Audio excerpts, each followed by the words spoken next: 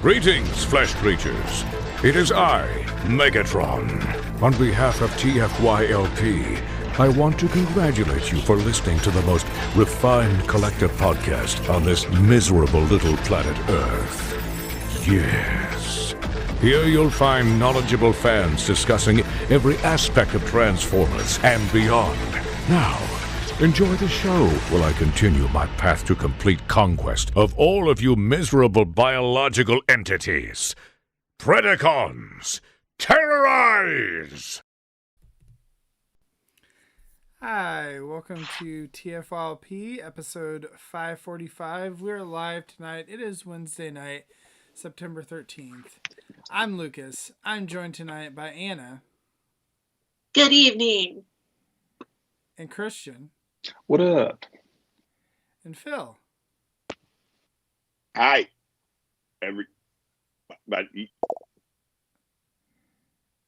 Are you like assuming that you're gonna freeze here, Phil? So you're just like pre-doing this? Yeah, exactly. There you go. He's getting into character as himself. Mm-hmm. Got That's just frozen me. Got it.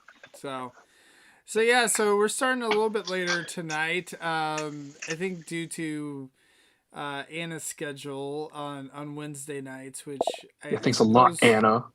I Yeah, teach. jeez. I mean, I guess I could podcast from my classroom, but that probably seems a little tasteless. Yeah, it's too much work.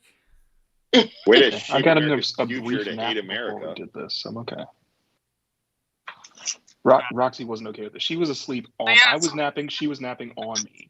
And so I had to disturb her, and she's not happy. Anna's schedule. Hey, somebody have the show on. Somebody's got it. It's not me. Somebody can you did. mute that? I made sure they stopped. Okay, thank you. Thanks a lot, Lilith. It was Lilith. It was. But yeah, so that's kind of the thing. I don't know. We may eventually move back to a more regular schedule. I apologize for the late notice for everyone as well too. But here we are. Christian has a very real job, Zaldron. So, that's enough out of you. Yeah. When? Who thinks I don't have a job? When did we say Christian didn't have a job? What? That's I don't absurd. Your job is podcasting. Is Christian a real American hero? No. Fair No. enough. The biggest fan. God, no. So Christian, what don't you like about this stuff? It looks ridiculous. This is Come amazing. on. You put Transformers in that thing, and it's fantastic, Christian. That still looked ridiculous. They do look ridiculous in a good way. Yeah, this is ridiculously awesome. It's pretty great. Oh wow! Look at that. Christian, you'll be happy to know that I don't have it. It would be awesome though if I picked up the same thing, but I don't even know what that is. So I think if I had to pick like the limited things I know about army guys versus snake terrorists, I think if I had to pick an alignment, I would be closer to a snake terrorist. This is a snake terrorist vehicle. Yeah. Well, good. This is a Maybe I would Coca-Cola not bubble. be that kind of snake terrorist. AKA. Don't they have Bubble like a Bubble. bunch of Australians who ride around the outback and do their own thing? They don't really ride around the outback. The Dreadnoks are essentially Mad Max villain ripoffs. Great. I'll hang out with them. Yeah, G.I. Joe, the cartoon, brought in a lot of like 80s, like just random 80s culture, like random Australian guys, ninjas for the sake of ninjas. And yeah, we got a little bit of that in Transformers, like Outback. And of course we had ninja Transformers like Nightbird. But yeah, it wasn't, Like outback. yeah, it wasn't as blatant as G.I. Joe was.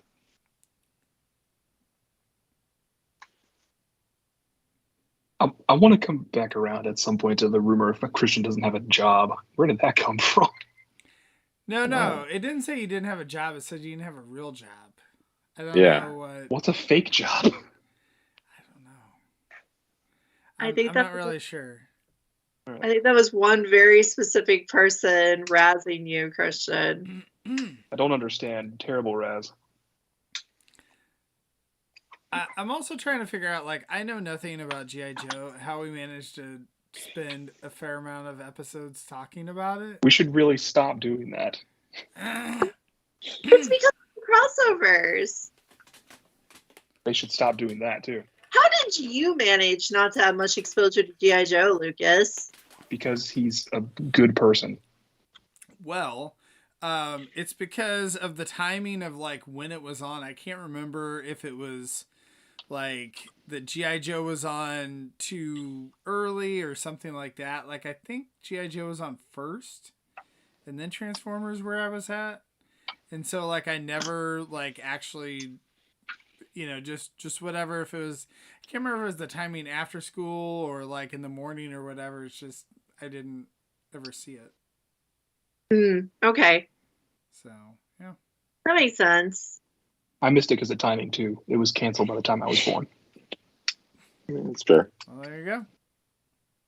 So, but yeah, we are on the cusp of PulseCon. We are.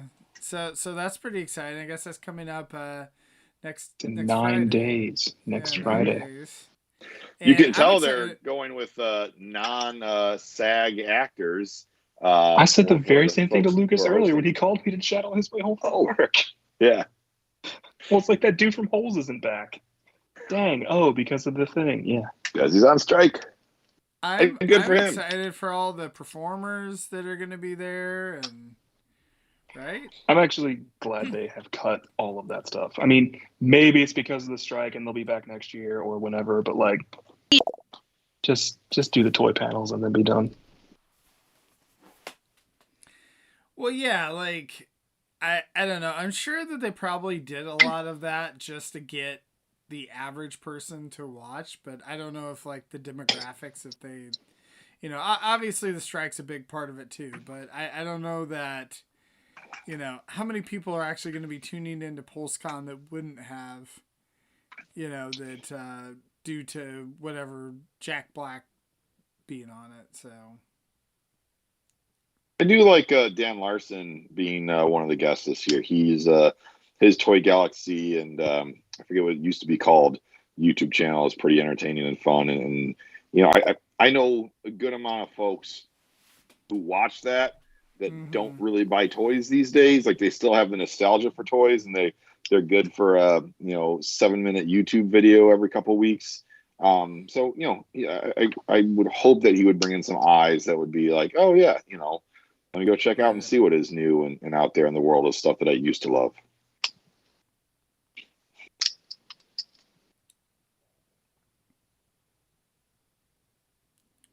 So, PulseCon, yeah, that's next probably Friday. the more economic way to go too, because I'm assuming that, you know, it's having YouTubers probably doesn't cost the same amount as actors. So, Yeah, you had me going when you mentioned all the performers sarcastically, because I haven't looked at what's happening at PulseCon. I haven't looked at any of it, so I thought maybe they were doing performers again. No, But it not doesn't that I've actually seen. like list out the well, performers. that's true. There's not a schedule yet. I guess they could pull something on us, but they kind of announced all the YouTubers who were going to be on, so I think we're safe. Where do you actually find this information out? Because I'm like trying to look on the website. I don't see anything. I looked It's at probably the Pulse socials recently. Is it on like Instagram or something like that? Probably they'll eventually send us an email that has all of it. they will. Fair enough. But yeah, So- they haven't posted a schedule yet, so that's probably why there's not anything on the site. So the question is with PulseCon, I can't remember, like, do they actually have a media outlet that like reveals a lot of that stuff ahead of time, or do they not? Or is that just for like SCCC? I think it's just San Diego these days. Okay. Maybe NYCC, but I think they've kind of switched NYCC for PulseCon. So that means we should get some actual surprises. to find actual surprises. We probably won't have seen the things, but we'll have seen listings for the things. That's fine. I haven't been paying as much attention to the leak list for the last couple months, so maybe I'll be slightly surprised. You will be slightly surprised. I mean, you should be able to go back and watch some of our shows. Like, I think we've discussed all the leak lists and such. I'm on every one of those. Yeah. And I skip every one of them. Great. It's because you hate me. The word from vendors that we know is that so far everything that we've seen from leak lists has been checkboxed as being accurate. Now, even with the vendors ordering lists, those can change. But yeah, our leak list has been verified for the, I think, first half of 2024. So I'm going to segue us into our topic by saying, to me, it's partially a bummer that our leak lists are so consistent now, right? Like, we know who puts out the good leak list. We know who to wait for. We know that leak list is going to be accurate. We don't really have to overthink it. I kind of miss the goofy amusement of, the real leak list would be somewhere in all the random messaging, and there'd be all these people who were leak listing things that were coming out of their ass and things that they were dreaming of, and it was just like nonsense, right? People would sneak in a custom and say it was like, a new toy that had come out, and I kind of miss that chaos. It was so silly and chaotic. That was even as recent as a year ago that we were getting TFcons that were actually customs, and even recently with the minor Megatron, right? We got the Megatron, custom right before he actually got revealed. Remember the Happy Meal Beast Megatron. Wars customs? Man, I wanted those to be real. I'm talking about the G1 articulated. I forget what they're calling that. Missing Link. Missing Link. The Missing Link. The Missing Link Megatron supposedly was a fake listing picture. Fraud. And I really enjoyed messing with everyone on the Missing Link thing, right? Like, I was the one being all skeptical and being all like, but what if it isn't real? What if it just looks like Takara reveals? And honestly, like, I knew the whole time it was going to be real, but I just wanted it to be. I just wanted there to be a chance that it was random, a chance that it was nonsense, and that we were all being fooled. That's fun. And yeah, that's gone because things are so predictable and consistent now. I mean, I do remember the days where it was, waiting at my mailbox for the Toy Fair edition of the magazine Toy Fair that would show you what was coming out, that year, because internet was very, very new. Internet was not getting into toy fairs and being able to get pictures of that stuff. So you're literally waiting for like a month after events took place to see what things look like in magazines. Yeah. And even like the Fun Pub magazines back in the day, they would have sometimes the first reveals of toys. I remember, what was it? Classic Sunfire was first revealed in a magazine. I got kicked off a board for posting a picture of it because it was supposed to be exclusive to the Fun Pub magazine, and I was like, well, F this, I'm going to post it, and I got kicked off of Unicron.com's board at the time. Serves you right if you were told not to do it. Classic Sunfire? Is that what you said?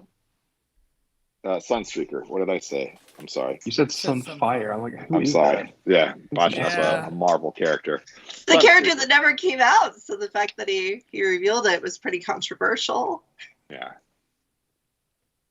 But yeah, it used to be a lot more chaotic and random and fun, and I remember thumbing through Toy Fair and whatever, but even, more recently, having to sift through rumors and getting to be playful about it. And I think, Christian and I have kind of been sharing an existential crisis for the last few months about just kind of like, okay, so we're collecting a lot, perhaps more than we should be sometimes. We're getting a lot of really great toys, but we're not always sure we're getting as much joy out of them, as much toy joy not to be confused with Joy Toy that makes Warhammer toys. We're not getting as much toy joy out of them as we used to. Does this summarize it pretty well, Christian? Yeah. Oh, you were doing great. I didn't need to add anything to that. Oh, perfect. So I've just been noticing that, like, you know, I get a pile of new toys, and sometimes I open them quickly for reviews or something. Sometimes I open them quickly because I'm on book club with everybody and talking about toys, or it's after a show with you all, and I go through, like, you know, multiple 4 or 5 different toys, and it's like, okay, cool, I got these. These are nice. I give this one a 7 out of 10. This is a good toy. And then I put it down. And that's about it. How long do you put them down? Sometimes forever. Sometimes forever. And isn't that kind of a bummer since we collect transforming action figures? Because out of all the toys you can collect, these are some of the most interesting ones to pick up again. Not only can you pose them, you can transform them, you can change their accessories, you can brush their hair. Wait, I think I got off track there. Mock kick. I need a mock kick just so I can brush his hair. You really do need a mock kick. Like, if I could recommend one crazy transformer for you to have, it's that one. Mock Or the kick San is a Diego toy that should be Comicon my hair collection. metal, the 4-pack. Oh, Those are good, yeah. Those are Yeah. good. Good concept, at least. I don't know about the implementation. But anyway, what we wanted to talk about was, like, how do we get the toy joy back? And I think this is something that all of us can contribute to, even if, you know, I'd say that Lucas hasn't quite been going through an existential crisis, and I think Phil might actually be happy. So, how dare he? Well, I mean, I think for me, I don't know, like, a lot of us have kind of discussed this for a while, and I know Rob last week, it really kind of hit home when he was talking about it, about the fact that he said that, like, he quit budgeting because he, like, buys so few things now that his, like, budget, like, just is not, like he doesn't spend his budget anymore just because he's, like, not buying things. Obviously, like, if you're collecting mainline, that would be hard to do unless you're really picky. But I know for him, and, like, if you're collecting Masterpiece and things like that, like, the frequency of those figures coming out is a lot less than what it used to be. So Yeah, it's true. But I was gonna say, though, too, is that, like, I feel like for a lot of us, like, I feel like we're closer to, like, I don't know if, like, the end, or, like, having a collection that you're good with, I guess, than the beginning. You know, like, you know, we all have a fair amount of toys. And I think that's the other thing too, Anna, to your point, like, where that, yeah, the 1,000th Transformer you've handled or whatever is probably not as, like, exciting as the first one that you did. So, Or even the 1,000th Sideswipe mold that you've collected, just as exciting as the first one. Hey, I had some that's a excitement cool with that one mold, the other though. day because Yeah. it had new tabs I hadn't encountered, and I broke them off immediately. Which tabs are you talking about anyway? They're, like, in the front of the knees by the wheels. Okay, so are they these ones? Yeah, Okay. on the So it's like- inside, not on the flap.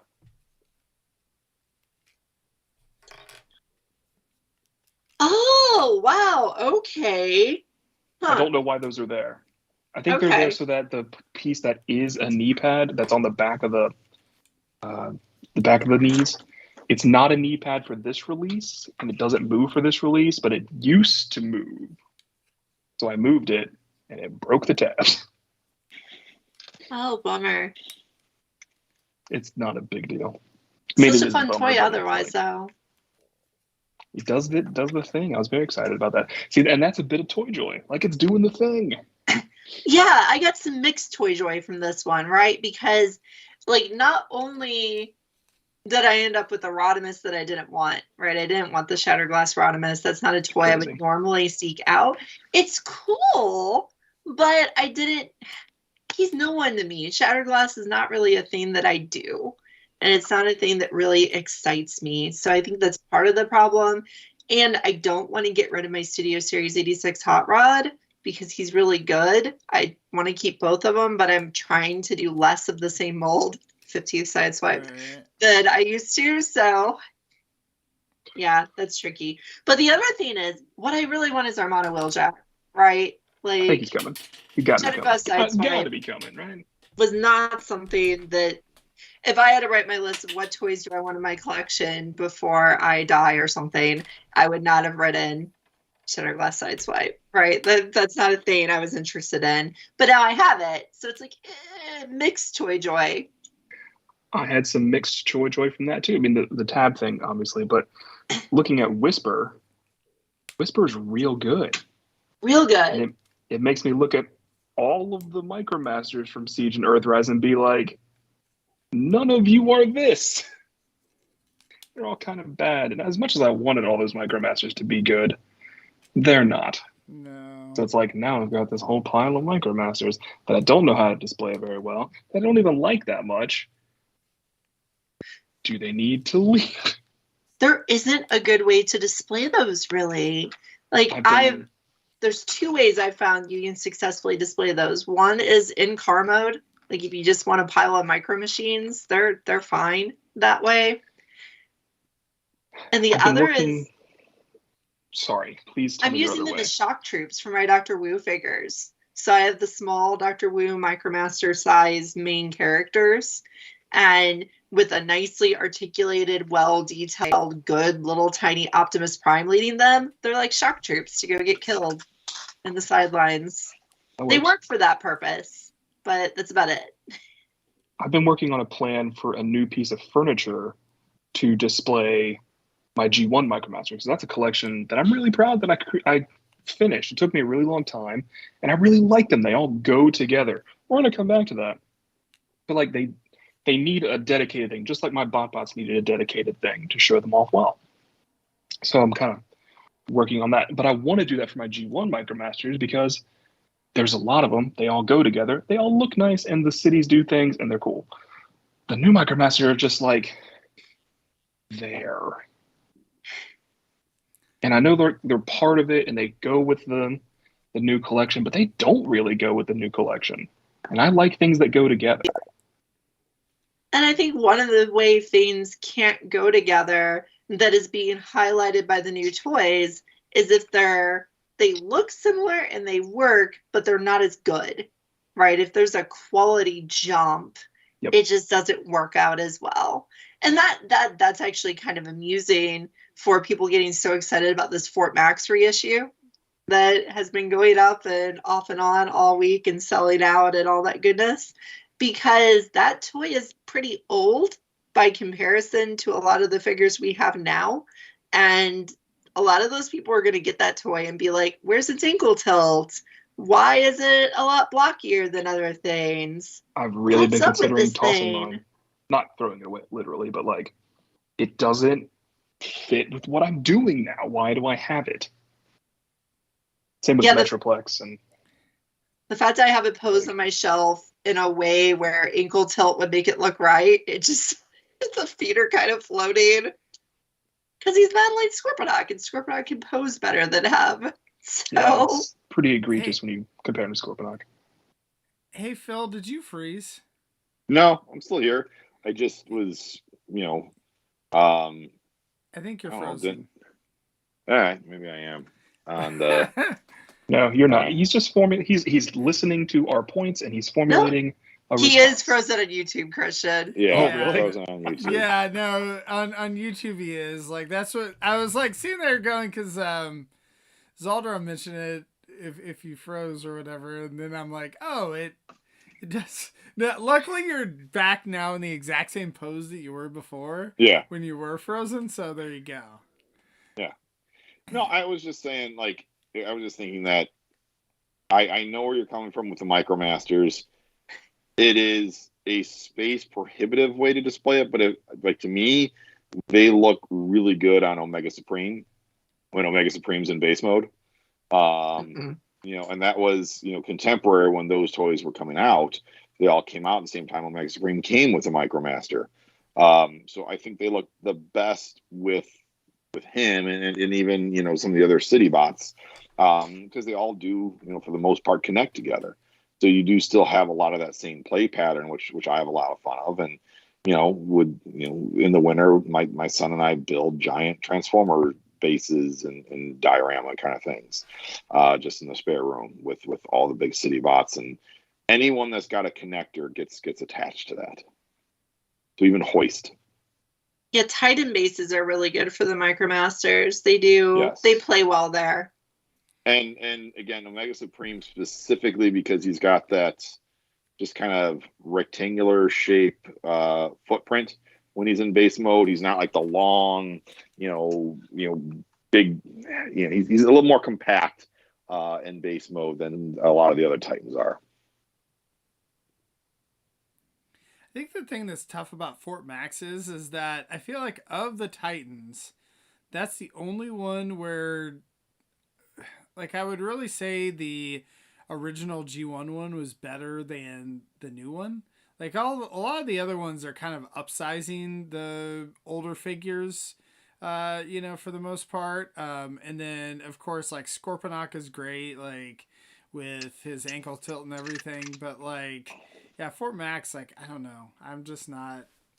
I haven't been a huge fan. But it seems crazy to me that, like... I don't feel like the Fort Max, when it originally came out, was, like, super popular or well-received. Like, it was...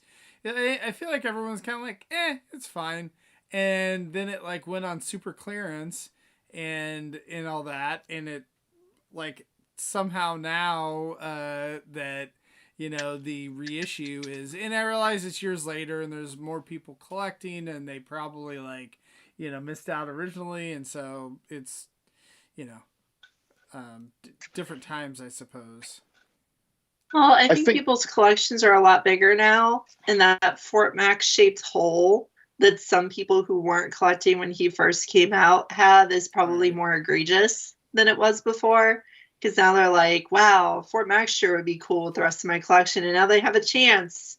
So they're excited. And I bet you they're going to be disappointed. I really bet a lot of those people are going to get that thing home and be like, It's not awful by any stretch. I would never, ever call it terrible. I like mine. I think it's just cool. It's not up to snuff with what we're getting now, which is a great, cool problem to have. It's just a problem nonetheless. To me, Fortress Maximus suffers because he was the one that was by far and above the most of just a remold of a previous Titan. He shares so much with Metroplex, and I'm sure that was intentional. So, it just, you can kind of tell that he didn't get as much, uniqueness as some of his other Titan counterparts did. He was the second Titan to come out. Now they had like the Titan class Devastator, but in terms of just being one big bot, he was the second one after Metroplex. And yeah, they kind of, to a certain extent, cheaped out in terms of just reusing a lot of Metroplex parts. So that ages him even more because he's based off a toy that's even older than he himself is. I think he turned out that way because he was the only time there were two Titans in a line. Okay. Because they started the line with Fort Max, they ended it with TFcon. Yeah. So I think TFcon ate all that budget, just like he eats Titan Masters. Yeah, no, I forgot about you. You're right. They were both Titan Masters. Yeah. That's what you guys keep me around for. I have history brain. Not as good as Peter has it, but hey, I'm here. Well, and Fort Max is just sort of missing things. Like he's missing guns and stuff that the original came with. So that just makes him feel very much of a check the box, transformer versus this is what I wanted as a kid, but to the nth degree. I think Hasbro had an opportunity to do what they did with the Walmart Retro Headmasters 2 years ago.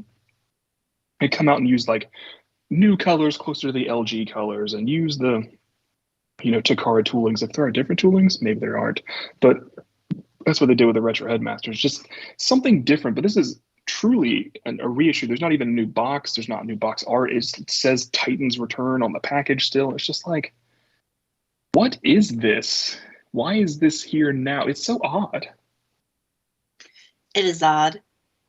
Well, I'm sure it's just one of those things, again, that it's going for a fair amount in the secondary market. Like, the only thing I don't, know is I don't know, when they're doing these reruns, how many figures do they actually have to do a run of, to make it work. So the other question I have is would you be excited if they also, when they brought this back out, if they gave us a Brave Max? I'd probably get that Brave Max, but I'd probably still complain.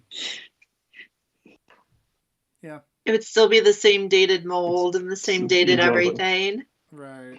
It's why, I guess people are thinking that Metroplex could be on the table too, since Fort Max is here, and Metroplex also commands a huge price. Would you get a Metro Titan now? It's I want a Metro Titan, but I'm not sure I want a Metro Titan off a 10-year-old mold. Right. I agree with that.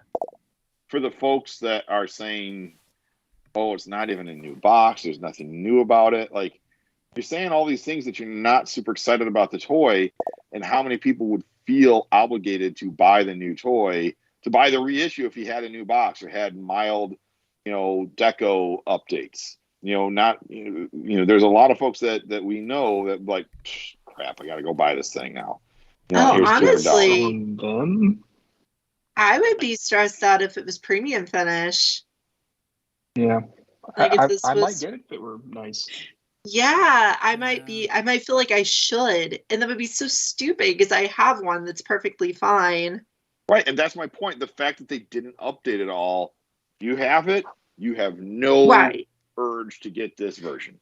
And I think that's why I've enjoyed seeing it coming out and just people talking about it and stuff, but it definitely doesn't affect me that it's coming out. It's fine, it's here, it's happening, great. But yeah. And I think that's a good thing, honestly. I think it's a good thing that it's just here's a straight up reissue. Those of you who already have it, no need to go and spend $200. Those of you who missed out, okay, you got to pay for inflation, but here's much better price than what it's going for on eBay or any of the conventions. And in retrospect, I think this is something I should have caught on to a couple years ago. Whenever something was coming out that I didn't want, I was actually kind of happy because I was oh, one less toy I have to buy. Well, that's good.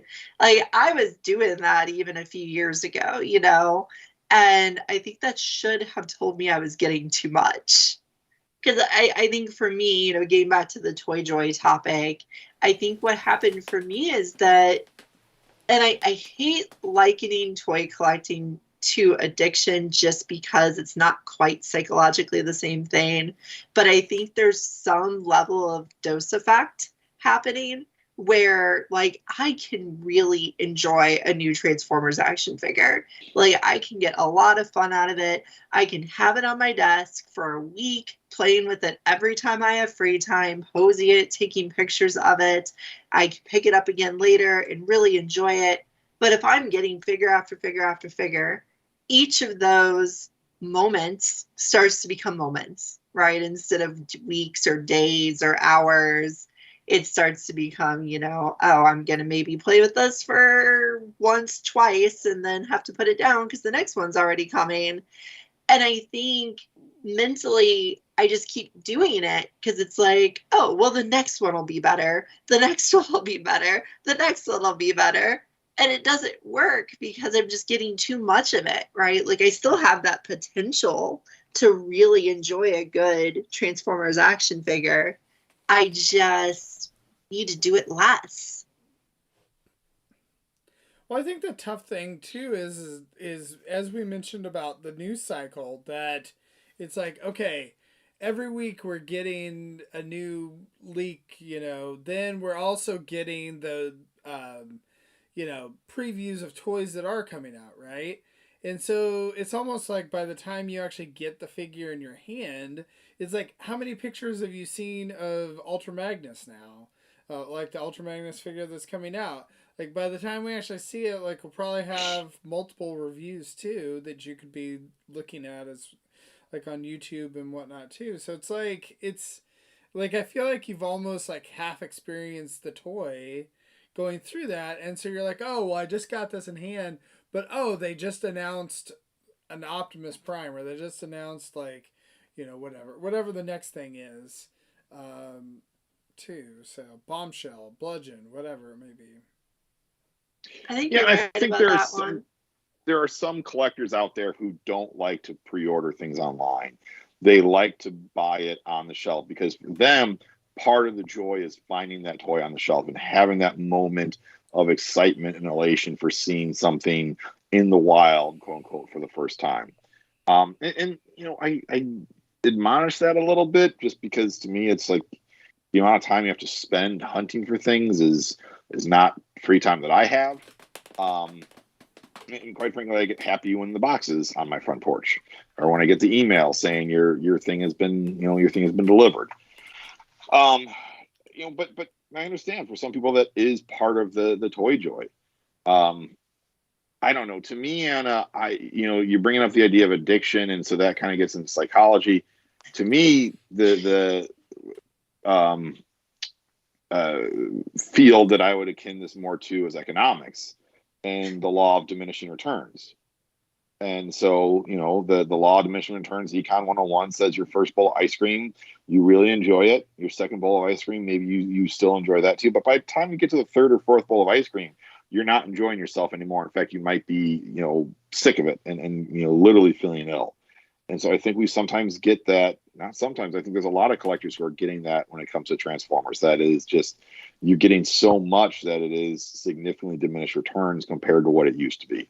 That and some of these figures are not altogether that different than what we got maybe 6 months beforehand. Ironhide, in particular, is a phenomenal example.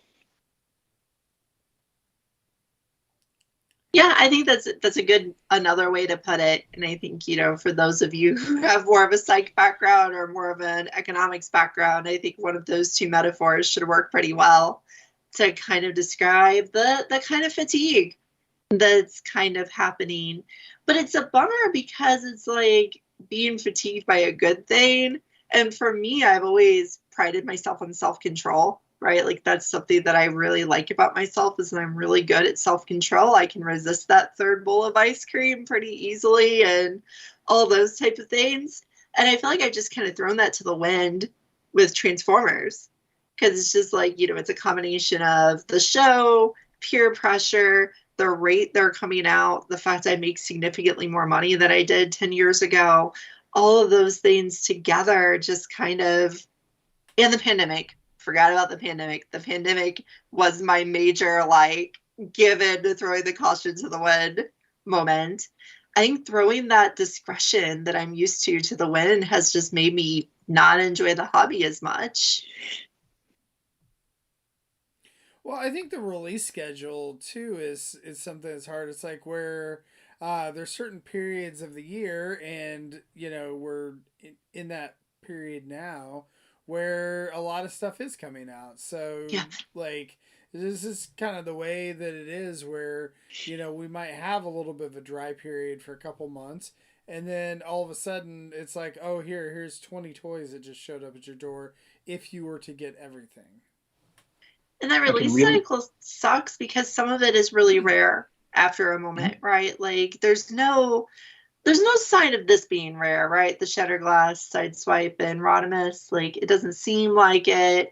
All these Wreckers guys that happened. I just happen to have Impactor on the desk right now. They did not get rare. They got clearance instead. But then I have this other ghost in my ear, which is the fact that I collect a few classified toys. And classified toys tend to get rare. They tend to sell out. You can't find them anymore. And that specter keeps me from just slowing down.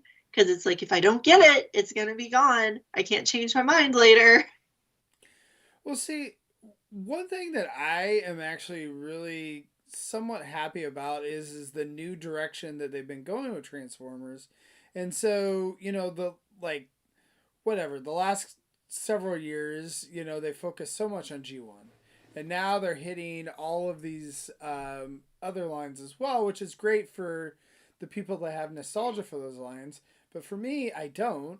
And so, like, I no longer am getting the entire wave of everything. Like, I might get half of the wave, or I might get a couple things or whatever and all that. And then, some of the figures I may still get. I just, get them later when they go on clearance. And so that's the thing. Like, for me, I actually feel like I'm getting less just because of that. Because it's like, oh, I don't have to have an Armada side swipe, or I don't have to have a, like, the Armada Optimus Prime or whatever. And or like, even, we talked about the new Titan class figure, where I don't know, has anyone on the show actually gotten that toy? I'm sure that, like, Nick or Peter or Rick have probably gotten it. Nemesis? The Nemesis, yeah. I don't think how many people on the show even got last year's Metroplex? I I did. didn't get that either. I got really almost excited broke about edge that on one. Nemesis the other night. It went to just below 180 on Amazon on Monday night. I was like, Wait till Cyber Monday. Don't. Yeah, do that's it. the plan. Yeah.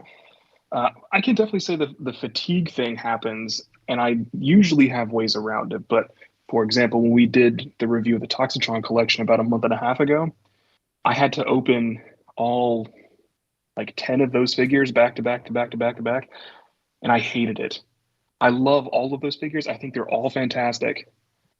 But having to do that, I was like, I hate this. This is not fun. I like to trickle my things out just so I can have stuff. Like, yeah, I do something similar with my model kit hobby where I have, I don't know, 5 or 6 kits upstairs ready to be assembled when I feel like it. I never have to do a kit. I take one to the beach with me and I do it, or I do one, while I have a ton of quarterly meetings or something, whenever. But having to do that for the show was like, oh, this is very stressful and I don't like doing this. I think that's part of knowing my own psychology, is knowing that doing that feels like a waste to me, right? Opening them all really fast because I could partition it out. It's like, I'm that way with like food and snacks and stuff, right? Like, I could buy a cake and eat the whole cake in a night and make myself sick. Or I could eat that cake over the course of 8 or 10 servings once a day, eat the one slice of cake to continuously have that pleasant experience once per day for 8 days. And I will always take the 8 days approach, right? That's always how I do things. So I think for me, it's learning to distance these things out again. Like, any artificial due dates I have on opening things or on getting through them. And I'm not saying the show is an artificial due date, but like every Sunday at book club, we all talk about the new things that we've gotten. So anytime I have unopened stuff that I haven't got to yet, I always think like, oh, I should open that up before book club so I can talk about it. Why not open up just one thing that week, talk about it, and then open another the next, right? Like, why don't I partition that? It's an artificial due date I'm putting on myself. Or feeling like, ooh, I got this today, I immediately have to open it. Not really. Like, maybe if it's something used I bought from someone on eBay, I should open it just to make sure it isn't broken and then enjoy it later. But I don't really have to, there's no reason to rush these opening cycles in any way that I don't want to. It's interesting with going back to the Cobra Trouble Bubble. When I got that box, I didn't know it was this. I thought it was supposed to be Nacelle and Nova Prime. So I let that sit for a couple of days. It's like, I'm interested in those toys, but, had those molds before. Whereas if I had known these were the Trouble Bubbles, I would have ripped into that like immediately. So that was a fun little surprise for me Sunday night when I, got the scissors out and cut open the box and as Rick says, cut the tape. So yeah, Yeah, I agree. Having to open a lot of toys at once gets to be tedious. And I do think that's another thing for me that's hindered some of the joy is the amount of effort that goes into getting some of these things out of the package. Um, I've said this time and again, so I apologize for repeating myself. Like NECA toys, I thoroughly enjoy, but NECA toys are such a chore to get them out of the box.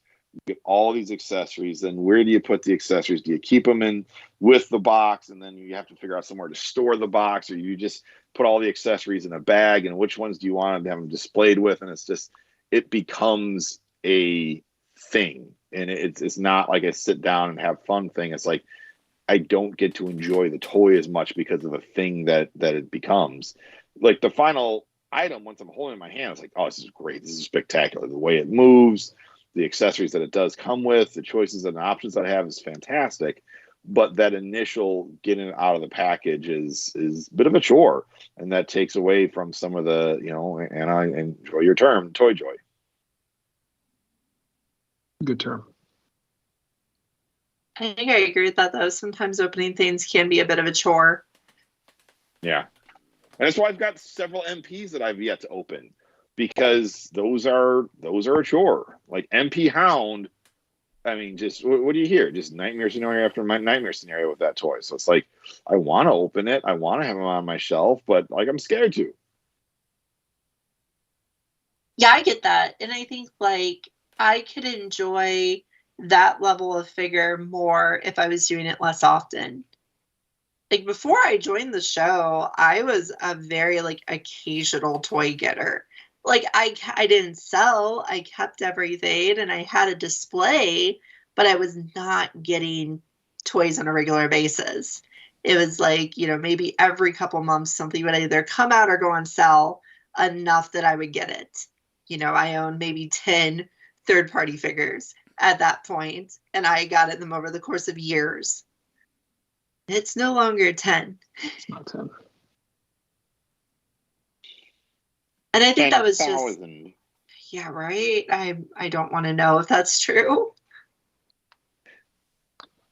I don't think it's true, but I don't want to know the answer.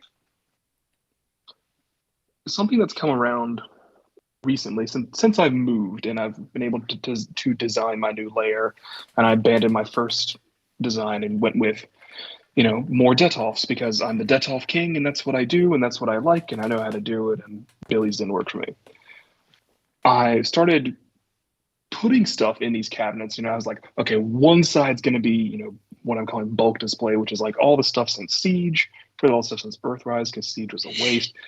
And it's like all of this stuff goes together. And I've realized that going together is important to me. And when I had those cabinets empty because I was waiting for, risers or lights or storage or whatever I was waiting for, I realized what I missed most was that main, War for Cybertron and Forward collection, because all of that goes together. And I kind of looked at other stuff that I have really enjoyed collecting. There's alternators, micromasters, bots, power core combiners, combiner wars. All of those guys go together in their own lines. They interact together. They fill out the world of the story to me, and that's what's important. So if that's important to me, and all this stuff goes together, and even characters like Cascade, who I never heard of until this set, go with it because she helps fill out the world, why do I have older stuff that doesn't fit? And so that's what's been causing me consternation and preventing toy joy. It's not the new stuff that's coming, and it's the old stuff I'm still bogged down with. And I say bogged down. I don't own anything that I hate. I never bought anything that I didn't like. It's just now I'm 20 years into this.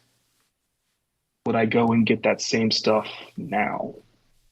That's what I've been working through. Well, I feel like for me that they, with the new mainline, they've hit a lot of those highlights, for me. So, it's like I went out and got all the G2 figures, and they've redone a lot of those in the new decos and whatnot. So it's like, do I need that G2 collection? Like, they've hit a lot of those highlights with the the new stuff. So, and just in general, like, maybe they haven't like hit enough of like certain lines, but for the most part, I feel like I'm pretty satisfied with just the newer main line. And like you said, Christian, it all kind of fits together, and that you can essentially build a Transformers world with the new stuff. And like that's really, like, I feel like that's the only thing that you can even do that with. Like, I suppose like you could kind of do that with, if you're combining third party and Masterpiece, that there's a pretty good like collection world that goes with that too. But yeah, like, and maybe, I guess, everything kind of, like, I guess some of the Legends figures and stuff like that, probably they've produced enough of Probably. I bet you could do it with Legends. And I think if I were starting now, that's where I'd go, because again, they all go together. Not all. There's like 4 different Legend scales now, which is prohibitive. But like, in theory, Legends goes with Legends. Yeah, you could build a coherent little world out of your Legends figures. In fact, I have over to my right, and I still like that display, even though I haven't messed with it as much lately. It's still enjoyable because it does make sense together. I am not messing around with this guy just to bother Christian or just to make it look cool, because it doesn't need me to make it look cool. It just does look cool. I'm bringing this guy up here for a specific point, and that is, for G.I. Joe fans, this is the first time we've gotten a Televiper in the scale, the first time we've gotten a Trouble Bubble in the scale. So this feels not just, oh, it's a new toy. It's a new toy in a way that I've never had it before. And with Transformers, we've crossed that point and then some. How many Optimus Primes can we get? How many Bumblebees can we get? So again, that idea of the law of diminishing returns, there are other lines that don't feel as well trodden because they literally haven't been. And Transformers is a line that has been so well trodden that we're kind of spoiled at this point, and spoiled to the point where it's like, I'm full. Like, I'm not like totally full. I can still find some room in there if there's a good dessert that I see on the table. But for a lot of stuff, like, there's a sense of feeling full and feeling complete with what we've received. Like, you look at the MP boards and the MP pages, and there's people like, hey, I got my 84 lineup. I'm pretty well set. I got my 85 lineup is almost done. I mean, I'm probably going to tap out after that unless like a really improved version of a certain character comes out. And, I think this is why Hasbro is probably going the legacy route and doing this with more different iterations. But then we get to the point of like, well, those toys aren't as old. So you got a lot of folks who've gotten Armada Prime, the new Legacy Armada Prime, like, I like the look of the original better. And that's, that's the downside you're going to run into. And that's probably one of the reasons why they've done Bulkhead and RC and some of these other characters. And like, yeah, we're not going to make them look exactly like they did in the show or that toy. Because guess what? The toy that came out when that show was on looks really, really good and looks great compared to what was on the screen. And you got to go back pretty much to Beast Wars, where you have toys that don't quite look like they did on the screen. And everything, and Beast Machines would be too, but everything RID, the first RID and on, most of the toys we have look just like they did in the cartoon. The other strategy with the Legacy line, though, is definitely to get Christian to buy a minor character from a comic he hated. Like, that's what true. Cascade is, right? That is a minor character from a comic that Christian absolutely did not enjoy. And because she now fits in with that G1 aesthetic Legacy look, she goes in. She goes in. the people who are collecting like Christian, which, you know, it's like he sounds unique on this show, but there are plenty of people who collect similar to how he does. And those folks are going to, even if they were just, you know, they were just G1 collectors, well, now she's in the G1 universe, so she needs to be there. So does Javelin, less minor character, also from Comics Christian hated. So does DevCon, so does G-Axis. And I think that to me is where they need to, not need, but I'm glad to see that they're steering the line in that direction. They're giving us the new Junkions. They're giving us like these very minor characters that haven't gotten, you know, any other toy besides the original G1 release or G2 release in some cases. So to me, you know, that's where those are the toys that I tend to get the most excited for. One that was really hard for me to skip, and I might even go back to on a decent enough sell. See, I do it automatically on a decent enough sale. Is Nacelle. That figure is the wrong mold. All day and night, it is incorrect. It looks nice, but I don't really like the Tetrajet mold that much, and it needs to be the thrust mold. It makes me upset that it's not. But I still pre-ordered it. I did cancel it eventually. And then when it started arriving, I was getting FOMO about it, and I was like, I don't even want this. It's not right. Why would I get it? And if it goes on, you know, $15 to $20 sale, I'll probably still grab it because that character goes with it. The old toy doesn't go with the new collection. It goes with my butterfly wall of Seekers, and that's fine. That's where it lives. But I don't have a nacelle that goes with the new collection. So it's like, oh, he needs to be there. And it's like a legit struggle in my brain to be like, this is not correct. I don't want figures that are stand-ins or figures that aren't good enough. Existing shouldn't be good enough for me. I guess that's what I'm trying to say. You know, that's one thing though, like, I know originally I wasn't going to get this Shatterglass Sideswipe, and then we did the review show and all that, and I decided to get it, but it's like a really cool looking figure. Like, I have zero expectations. I don't care about, like, you know, this figure at all, but, like, I just love the way, the deco and the way that they did the head and the chest and all that kind of thing, and the little Micromaster.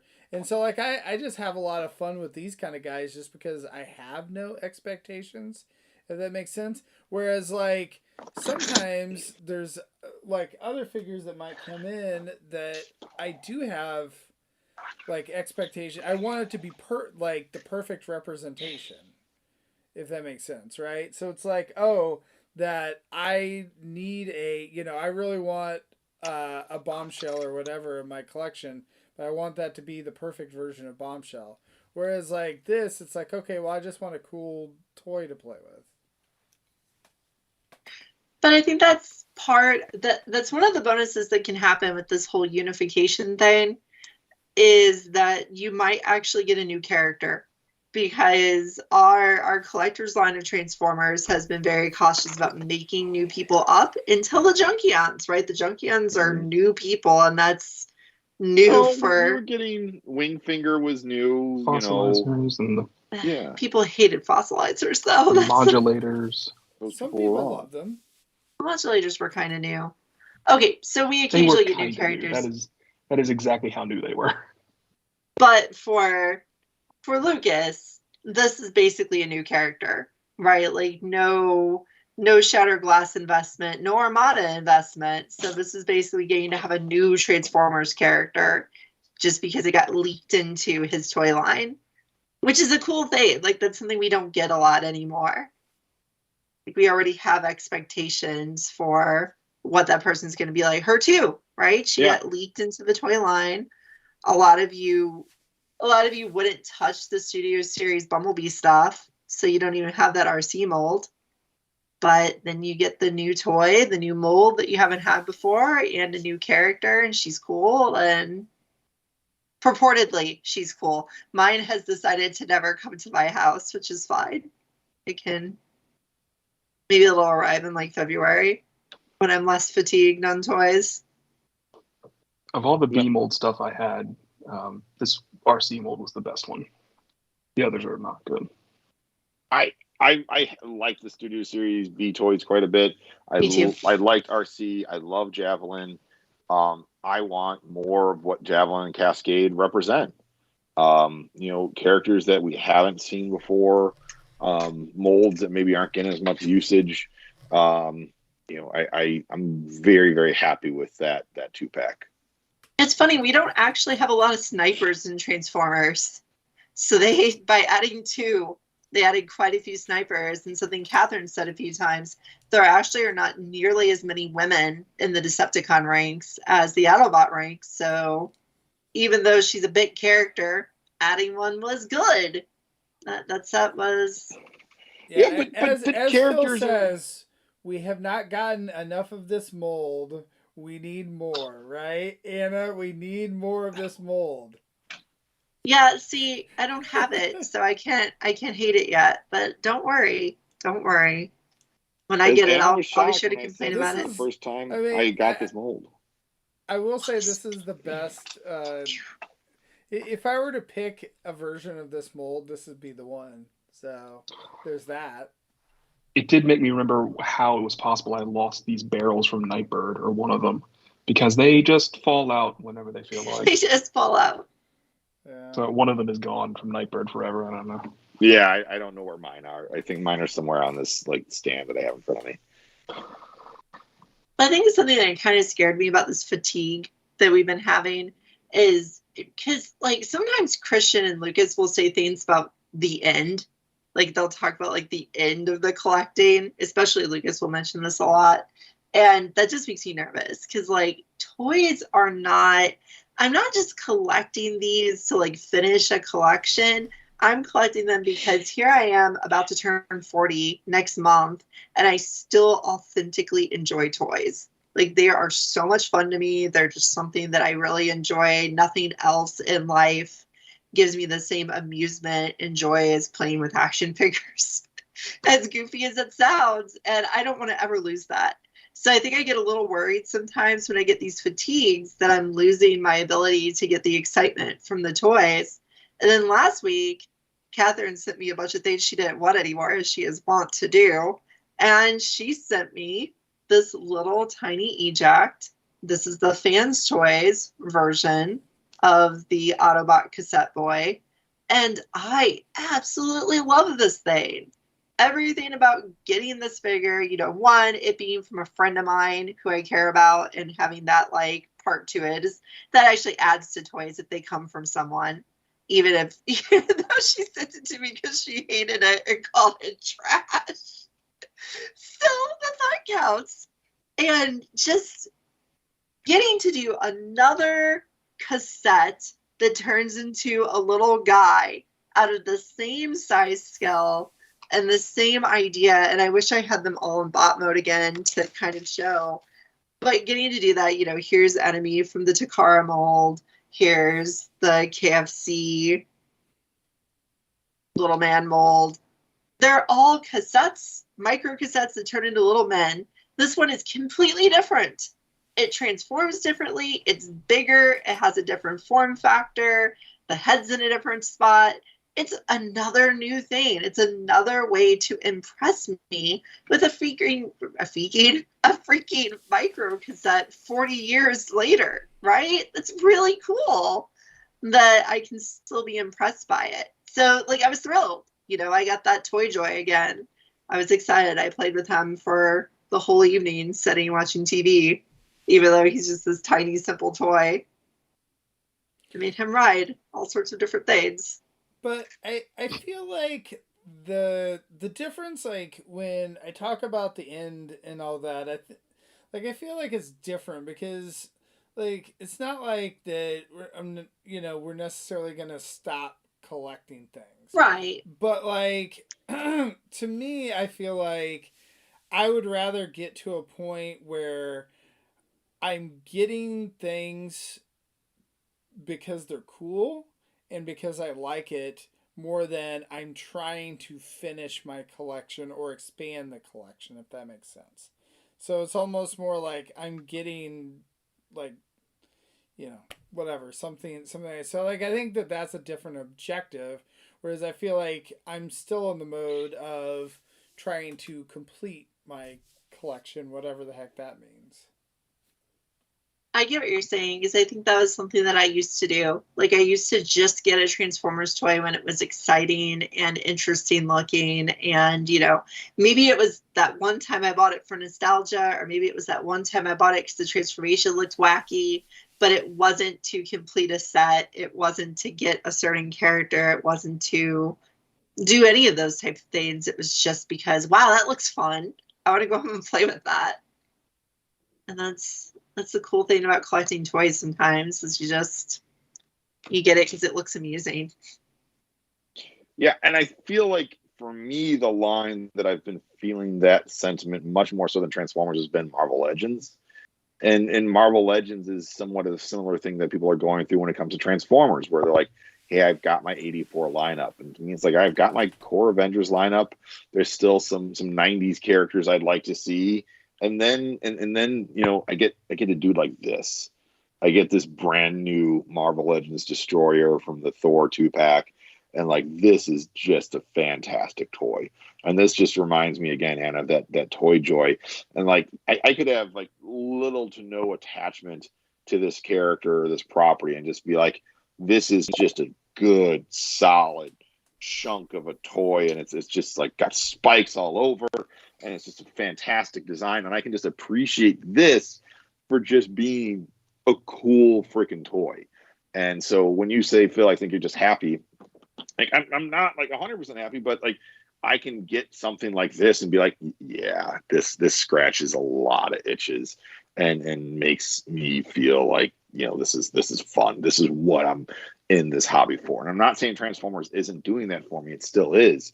But there's times where like a toy just makes me pop in my brain.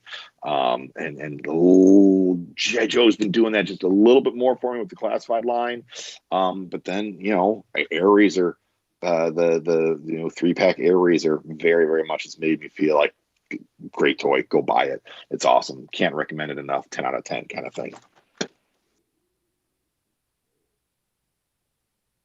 It's nice to get that feeling. And like, it's not that, I think I just need to slow down. I think that is like my prescription for myself, is to slow down, because I do think I am getting some fatigue, you know, whether we want to talk about it as diminishing returns or dosage response or whatever. I think that has been wearing on me. Like, I've been doing the toy opening, the toy getting, and the toy playing with too often for it to be as much of an event. I think I want to eventually get this back to being something special I do. Even if it's, you know, twice a month special, that's still better than just every other day opening something new. Because it's like, at the time I was getting the worst fatigue from a lot of the figures I got. I got this freaking Fans Hobby Buster. And like, this thing has been on my desk for weeks now, and I play with it almost every day, and it is just so much fun. Like, this is a really, really fun toy. And I finally brought his Playmate upstairs tonight so I could play with them together and have him hang out with Clouder, and they can just do weird Dustron things together.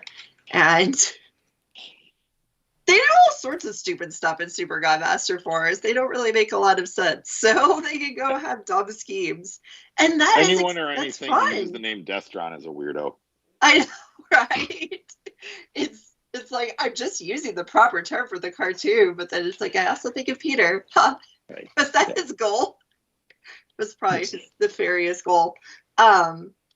But yeah, this was Toy Joy, right? Like, this whole thing, even though it had some points in the transformation where I didn't like that as much, like, getting it to this cool action figure that I know can turn into a pretty cool airplane that isn't even a character that I love. He's a character that I find slightly amusing because he's a minor guy. But man, did I enjoy this toy, or am I enjoying this toy? And so that just like tells me, you know, it's not that I've lost my ability to enjoy the hobby. It's that I've been doing it wrong. And I'm the person who says never tell people they're doing it wrong, but it's perfectly okay to tell yourself you're doing it wrong. I love those like water splashing in your face moments where you feel like sort of drowsy, sort of fatigued, and then something just like hits and you're just like, oh, you just feel like you got woken up a little bit. And I'm glad to hear that Buster did that for you. I think so, yeah. Yeah. We also like it when you freeze, Phil. I'm just sitting there in the same position all night, He's anyways. just very stoic. Oh, Yeah. so me holding up the destroyer figure, no one saw that? It's not done. I don't know about that. I don't know if you were frozen No, then. we did see you holding up the destroyer. Okay. You just froze recently. So I have counterpoints to that, and they're not even arguments. They're just things I thought as you talked about those two toys. Phil, I am considering getting that Detroit Steel figure next week because I think it looks cool. I don't know who that dude is, really. You kind of told me who he is. I think that thing looks awesome. It's got a, way over the top American flag color scheme. It's a giant mech dude that's like right up my alley. But will I get it? I don't know. It doesn't fit with anything I have. Anna, that Buster looks amazing, and I really want Dreadwind because I like the Darkwing combined mode, and I just like that they do that, and they were cool to me in Stormbringer books. But that doesn't fit with anything I have either. So is it that I've put myself in this hole and I don't have enough imagination to get out?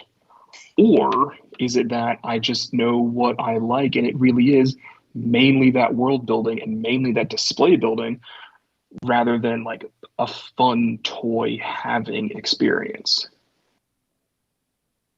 I don't know. Yeah. I do know that it's important to me that this is a toy that I can take down and play with and have fun with and transform and do stuff with. And I know that I don't have that experience with Masterpiece figures. Lucas helped me realize that some years ago, and that's why I got out of Masterpiece. Those weren't fun. They just stood there. They were expensive. And I was like, I never want to mess with these because they're not fun to mess with. This is still fun to mess with, even though I don't do it very often. I really like building displays. I really like walking in there and seeing this is the world. I love seeing that. So I think I'm in the middle of transitioning myself from a buying hobby to a displaying hobby. And of course, if you're doing display stuff, it necessitates buying things from time to time. But I think that's where I am. And for me, displays go together. It's more about what goes with it than what is disparate. That's a lot of talking for me just to have points that I don't know if I can keep to. My solution for that, Christian, is I just have a shelf of things that don't go together. But that works for you. Like, it works for me, right? Like, Yeah. that works for us. Like, I'm enjoying putting the fans hobby guys together because I want to put together a Super Gun Master Force because I really enjoy it. Like, it's my favorite Transformers series, so I want to put that together. But I'm getting less excitement out of putting the team together than I am out of getting some really exceptional figures that are really fun to play with. And I'll say, Christian, when we were doing microcasters and we were trying to, do a lot of Hasbro reviews specifically, I was buying the things that got you excited. I was completing the sets that were exciting you. And it did not work for me at all. Like, almost all of those toys I've sold or are sitting in my pile to sell now, just painfully sitting there and not selling. And don't do things because they're fun for me, right? Like, I don't think you would enjoy Buster like I do. I think you would enjoy him for a little bit, but then I don't think it would last like it has for me. And I'm really grateful that you know me well enough to have said those exact things. You said them to me weeks ago when you first got Buster. And it's that everything I've gotten that is outside of my zone that I've created for myself. The best example I have this year is the Power Links Optimus from Fans Hobby. That's a beautiful figure. It wasn't horrible to transform. It was more expensive than I like to go, but it's beautiful. I just don't want to have it in my collection anymore because it didn't go with anything. I did the same thing last year with the Fire Guts God Jinrai from also Fans Hobby. It happens with them a lot because their stuff looks so good, and it's just like, I have it. It's beautiful. It doesn't go. I even had just a little bit of it with this week. But I'm slowly building kind of a Transart, Transmetal Masterpiece thing. And I've wanted a Lab Rat forever, and I can't get the real one. I could, but I don't want to pay that for it. And he's here. I'm really happy he's here. But at the same time, I can't display this Javelin. That's not right. it doesn't go.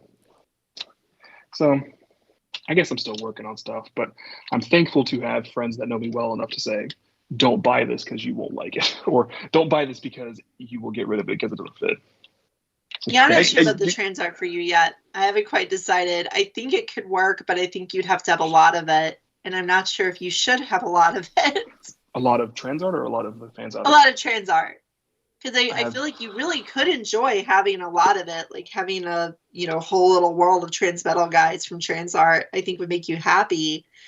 It would also be expensive, and it would be pretty big. 2 more on pre-order.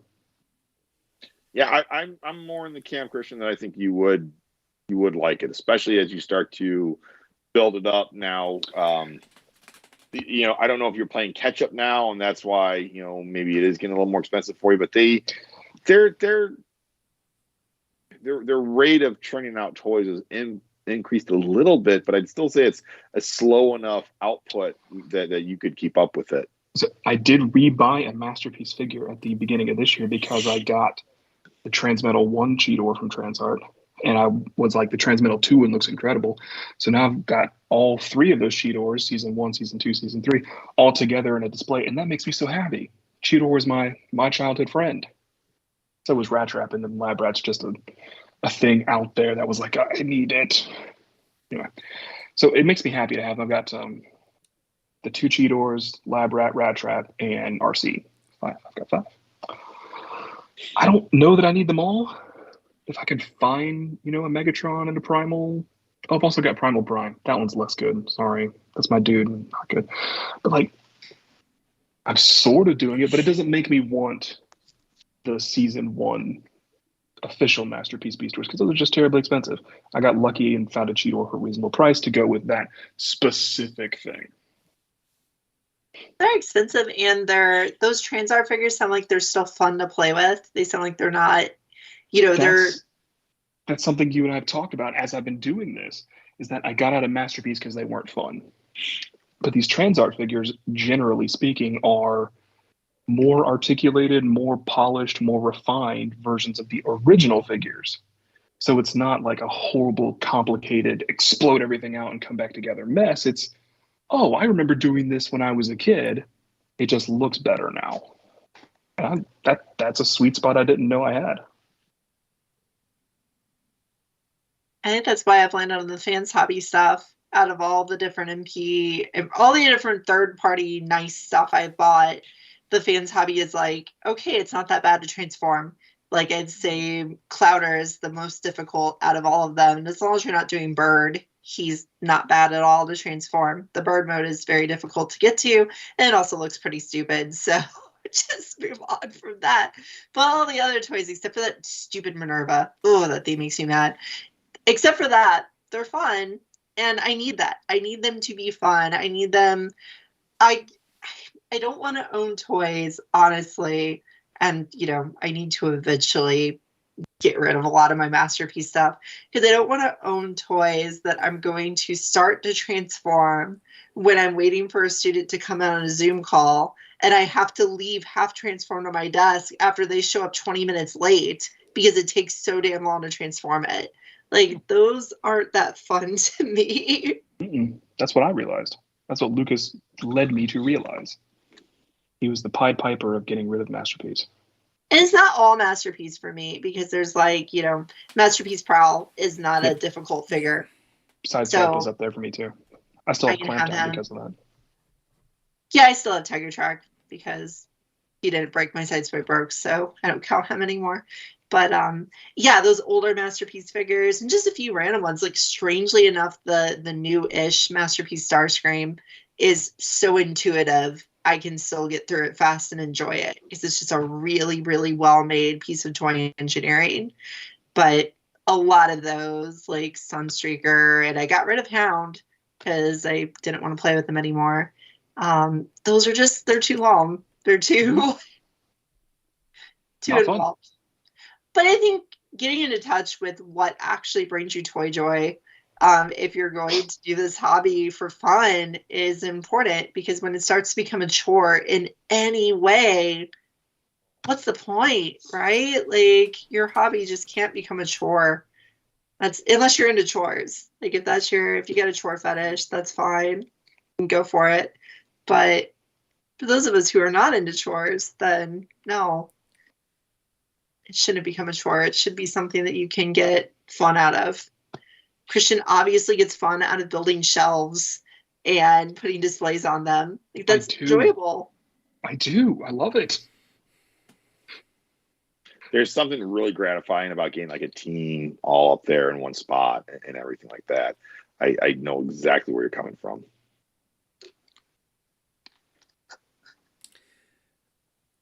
Well, Christian, have we managed to hit all your points for tonight, or is there anything else that you're wanting to... That was all the points. I don't know that I've gotten anywhere that I wasn't before, but it was nice to talk about it. Yeah. I have one small point that I want to bring up. I'm going to show another non-transformer figure here, and that is the opposite of toy joy, the just toy dejection. And I had that this weekend when I opened up Classified Copperhead here. I was really, really looking forward to this toy, and then I just like his face, his eyes are a little screwed up. I don't like the paint on his eyes. I don't know if I've got one that's just got some bad QC. He doesn't come with nearly as many accessories as some of his other line mates do. And I just like, that's that thing when you're looking forward to a toy and it lets you down. That's a bummer. It doesn't happen often. But when it does happen, you're like, I got the guy. And you open up and you're like, this isn't as cool as I want to be. And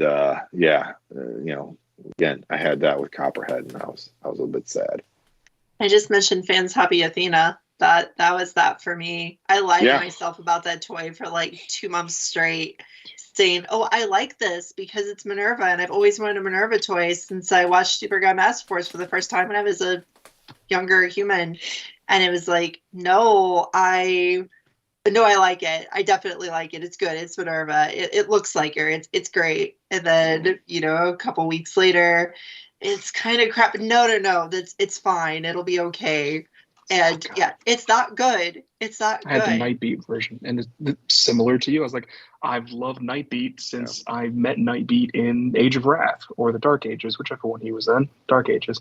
And I was like, I love Nightbeat. And like, you dig deeper. Oh, he's this cool detective guy. Man, this is great. Oh, he can have the trench coat. I don't want to spend $50 on a trench coat. Okay, but he's still here. And it's like, no, this toy sucks. Yeah.